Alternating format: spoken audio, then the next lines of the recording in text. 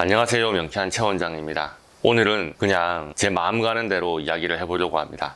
명쾌한 최 원장은 이런 생각을 하면서 사는구나 싶은 그런 수준의 쉽고 편한 영상일 거라고 생각을 하는데요. 질환 얘기가 아니니까 질환 특성이나 용어를 이해하느라 어려울 건 없지만 혹시나 제 생각과 철학이 이해가 안 되거나 제 마음에 동의가 안 되는 분들에게는 어려운 얘기가 될 수도 있겠다, 그런 생각이 언뜻 드네요.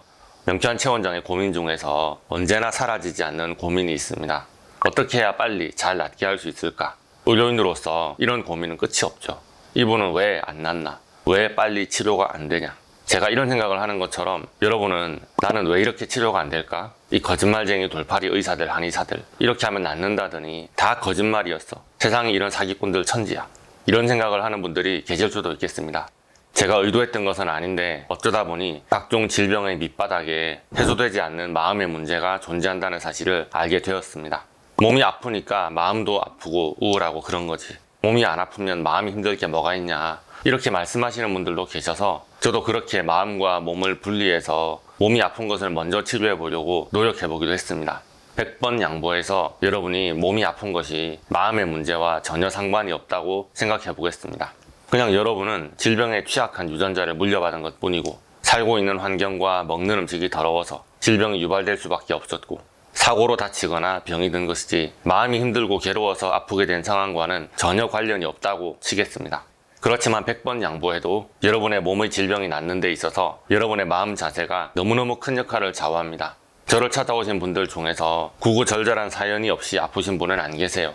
그냥 약 먹거나 입원하고 치료받거나 수술하며 나을 분들은 저를 찾아오지 않으십니다. 상황이 어렵고 괴로운 것은 다들 비슷한데 그 상황에서 어떤 분은 감사하면서 이런 치료법이 있을 줄은 몰랐다고, 너무 고맙다고, 잘 치료받겠다고 하시고 또 치료를 받고 잘 호전되십니다. 반면에 어떤 분은 이 치료를 받으면 낫는다는 걸 보장할 수 있냐? 안 나오면 어쩔 거냐? 물어낼 거냐? 처음부터 그렇게 묻는 분들이 계십니다. 치료하는 중에도 계속 그런 말을 하시는 분들도 있고요. 그리고 지금까지 이런 의사한테 이렇게 당했고 저런 병원에 가서 이만큼 돈을 날렸고 해봤자 안 되는 걸 희망 고문만 한다고 눈 감으면 코 베어가는 세상이라고 하소연을 하십니다.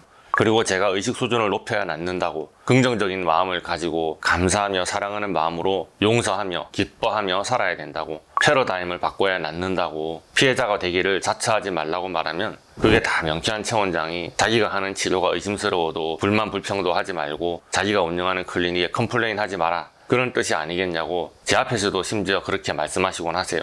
솔직히 제가 여러분들께 강압적으로 치료받으라고 한 것도 아니고 본인이 스스로 알아보고 먼저 연락을 주시고 본인이 원하셨으니까 예약을 잡고 내원하셨지 않습니까? 싫으면 안 하시면 되죠. 왜 그렇게 말씀을 하시는지 참 이해가 안 가기도 합니다. 자, 그런데 저도 그렇게 마음과 생각이 비틀려 살던 시절이 있었습니다. 이 영상을 보고 계실 우리 어머니께는 참 죄송하지만 저도 한강을 건널 때마다 어느 다리에서 뛰어내리면 한 방에 잘 죽을 수 있을까, 그런 생각을 하던 시절이 있었습니다. 그래서 여러분이 그렇게 부정적으로 생각하시고 이렇게 저렇게 꼬투리 잡고 싶은 그 마음이 이해가 안 가는 것은 아닙니다. 그런데 굳이 명쾌한 최 원장을 찾아오셔서 검사비까지 내고서 그렇게 힘든 말씀을 하시는 분들의 마음은 날 좀 도와달라, 내 생각을 좀 바꿔달라, 내가 불평불만하는 상황에서 나를 좀 끄집어내달라, 그 말씀을 하시고 싶은 거 아니겠습니까? 일단 그런 분들에게 하고 싶은 말이 있습니다. 부정적인 마음이 여러분의 몸을 더 아프게 만듭니다. 그 사실을 인정하세요. 저를 찾아오신 환자분들께 명쾌한 알러지 검사를 해보면 온갖 음식과 영양소와 물질에 알러지가 나옵니다. 세상의 각종 것들에 몸이 반응하고 그 물질과 신체의 기의 에너지가 충돌하고 있다는 결과가 나옵니다. 도대체 이런 알러지가 왜 생겼냐 물으시는데요. 그 음식을 먹거나 그 물질을 만질 때 겪었던 불쾌한 감정과 기억들이 뇌의 시냅스로 다 기록이 되었기 때문입니다. 우리가 이렇게 안전하고 쾌적하게 살게 된 것은 사실은 몇십 년 안 되고 그 전까지는 전쟁의 공포와 지배자들의 수탈과 기아와 전염병을 이겨내면서 살았어야 했습니다. 그보다 훨씬 이전에는 수렵과 채집을 하던 우리 조상님들은 맹수들의 위협에서 살아남기 위해서 매일 목숨을 걸고 하루하루를 버티면서 살았어야 했고요. 뇌는 기분 좋은 감정보다 불쾌하고 위협적이고 두려운 감정에 더 예민하고 그런 감정을 일으켰던 각종 물질에 대한 정보를 빼곡하게 저장해 놓습니다. 야생에서 팔자 좋게 아무거나 먹고 아무데나 가고 아무데나 들어누워 기분 좋게 살았다가는 굶어 죽거나 잡아먹혀 죽고 전염병에 죽고 다른 부족에게 잡혀 죽기 딱 좋았잖아요. 그 시절에는 만성질병에 걸려 죽을 만큼 오래 살지를 못했습니다. 오죽하면 오래 잘 살았다고 환갑잔치를 해줬다는데, 지금은 60세를 산 것은 오래 잘 살았다고 하면 나 아직도 젊은데 왜 나이 든 사람 취급하냐, 그런 생각이 드는 게 사실입니다. 자, 그래서 과거 우리 조상님 시절에는 부정적인 감정에 예민하게 촉을 세웠어야 살아남았습니다. 그러나 지금은 부정적인 감정에 예민하게 촉을 세우며 살 필요가 없습니다. 그렇게 살면 몸이 여기저기 아플 거고요. 그렇게까지 예민하게 안테나를 세우며 살 필요가 없어요. 과합니다. 예전에는 실수하면 잡아먹혀서 죽었고, 일본군한테 잡혀서 고문당해서 죽었고, 전쟁통에 머리통이 날아갔습니다. 그러니까 어떻게 해서든지 실수하지 않도록 발악하면서 몸부림을 쳐야 살아남을 수 있는 게 맞습니다. 그러나 지금은 실수를 좀 했다고 해서 죽지 않아요. 직장 상사한테 혼나긴 하겠죠. 너 같은 놈이 이만큼 월급 받으면서 한 일이 뭐가 있어? 호통치는 걸 들으면서 얼굴에다가 집어던진 설교에 맞았다 칩시다. 뭐 그렇다고 해서 사지가 뜯겨서 죽는 건 아니잖아요. 또 술 한잔 하면서 허허 하다 보면 살만하기도 하고, 그렇게 어제는 잡아먹지 못해서 안달이던 사람이 또 다른 상황에서는 내 편을 들어주기도 하고, 그렇게 하루하루 살아갈 수 있고, 그렇게 살만한 게 요즘 세상입니다. 그런데 우리 몸에서 나오는 호르몬은 바뀐 게 없습니다. 그저 하루를 버티다 보면 될 만한 상황인데도 마치 맹수가 내 목덜미를 물어뜯은 것처럼, 수류탄이 내 발 앞에 떨어져서 미친듯이 질주해서 도망치지 않으면 내 다리가 날아갈 것처럼 미친듯이 스트레스 호르몬이 나온다 이 말입니다. 그 상황에서 뇌는 어떻게든 정보를 잘 저장해서 다음번에도 이런 위기에서 살아남으려고 합니다. 나에게 소리 지르는 그 사람에게 당연히 알러지가 생깁니다. 그분과 독대하며 밥을 같이 먹으면 체하잖아요. 그뿐 아니고 아까 점심때 먹었던 음식, 오늘 입은 옷, 얼굴에 바른 화장품, 내 코에 들어오는 먼지, 오늘의 습기, 내가 손에 쥐고 있던 물건에 알러지가 생기면서 이건 위험한 거야, 이건 잘못된 거야, 이것 때문에 내가 아파, 각종의 정보를 뇌에 무작위로 저장합니다. 거꾸로 생각해 보겠습니다. 예민한 사람들은 자주 아픕니다. 아주 작은 것을 침소봉대해서 크고 나쁜 정보로 여기며 하나하나 예민하게 신경을 씁니다. 그렇게 사는 것은 건강에 악영향을 미칩니다. 없던 알러지도 만들어내고 치료를 해봤자 알러지가 또 생깁니다. 같은 상황에서도 좋은 생각을 하세요. 감사하세요. 기뻐할 일을 찾으세요. 치료 효과도 없는 명쾌한 알러지 치료, 컴플레인 하지 말고 좋다 생각하고 버텨라. 그렇게 안 하면 치료 효과가 없을 거다. 그 말을 하는 게 아닙니다. 저는 진실을 말할 뿐입니다. 부정적인 환자분, 온갖 꼬투리를 잡는 환자분, 아주 작은 불편감을 크게 확대해서 각종의 문제거리를 찾는 환자분은 그 성격이 본인의 몸을 예민하게 날서게 만들고 각종의 물질의 불편감을 유발하며 기 흐름을 봉쇄해서 없던 병도 만드는 체질로 만든다는 사실을 인정하시기 바랍니다. 저는 어떤 물질 때문에 기 에너지가 막힌 것을 뚫어주려고 알러지 치료를 시도했을 뿐인데, 환자분들은 오히려 그 물질과 얽힌 힘든 기억과 불쾌한 감정이 훅 올라와서 더 고생을 하십니다. 뇌 안에서 정말 상상할 수 없이 복잡한 그물망처럼 얽히고 설킨 그물줄들이 서로 간에 정보를 주고받고 하면서 영향을 주고 있는 것을 깨뜨려서 정상적으로 만들려는 시도를 하던 중입니다.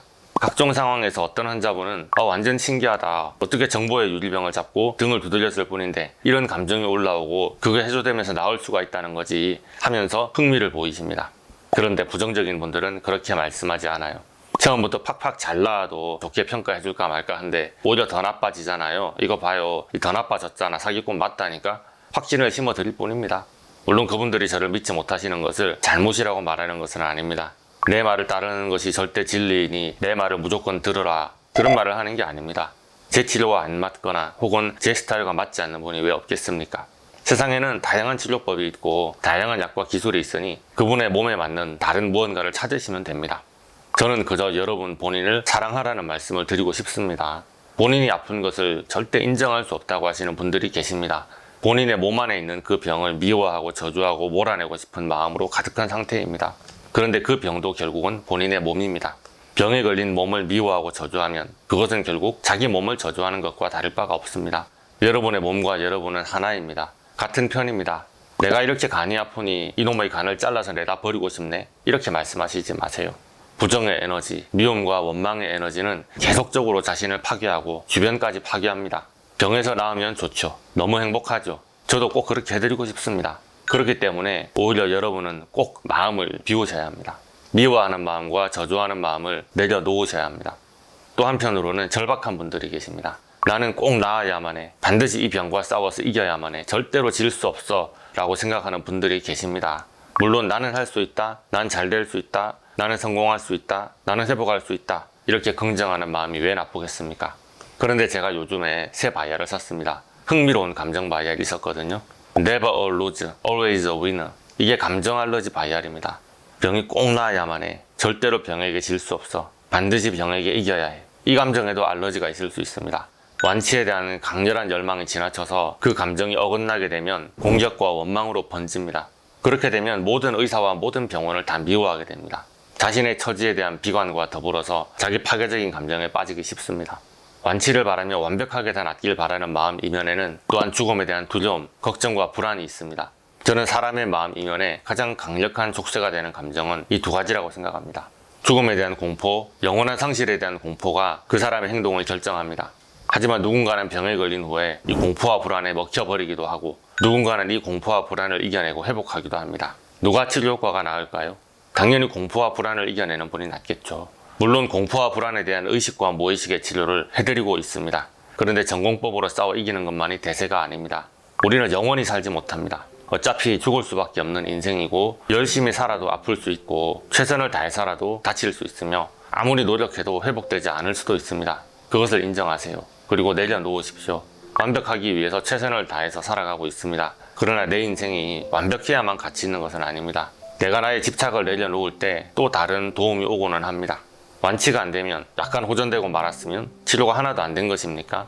정말 100% 다 낫길 바랬는데 50%만 낫다가 말았으면 아무 효과가 없는 것인가요? 그렇지 않습니다. 자기 자신을 사랑해 주시길 바랍니다.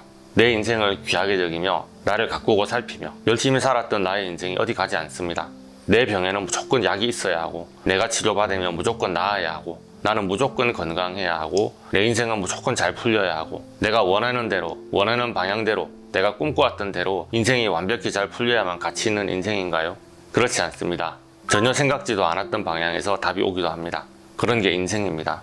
너무 괴로워 말고 감사하며 나의 노력과 내 생각을 넘어선 큰 뜻이 있을 수도 있다는 것을 인정하시길 바랍니다. 내가 내 몸을 그렇게 만든 것인데 누구를 원망하는 것입니까? 내 몸이 아플 때까지 혹사시켰으니 이제 그만 쉬어야 한다고. 그렇지 않으면 나는 더 이상 일을 안 하겠다, 못 하겠다고 내 몸이 발악을 한다면 마음을 내려놓고 쉬시길 바랍니다. 쉰다고 해서 지금까지 어떤 목표를 위해서 용맹하게 달려왔던 그 뜻이 꺾인 것은 아닙니다. 또 어느 코너에서 어떤 뜻이 있을지 알 수 없으니까요. 자, 제가 하는 말이 두서가 없어서 여러분이 이해가 되려나 모르겠습니다. 그러나 여러분을 응원하는 마음은 가득하니 제 마음을 받아주시고 힘이 안 나는데 자꾸 힘내라는 말만 한다고 도움이 안 된다 그러지 마시고 오늘도 매일 감사하며 하루하루를 이겨보자고 오늘도 이렇게 영상을 찍어봤습니다. 혹시나 오늘의 영상이 도움이 되신다면 좋아요, 구독, 알림 설정 부탁드리겠고요. 또 도움이 필요하신 분들 네이버 톡톡이나 댓글로 문의해 주시면 잘 대답해 드리겠습니다. 감사합니다.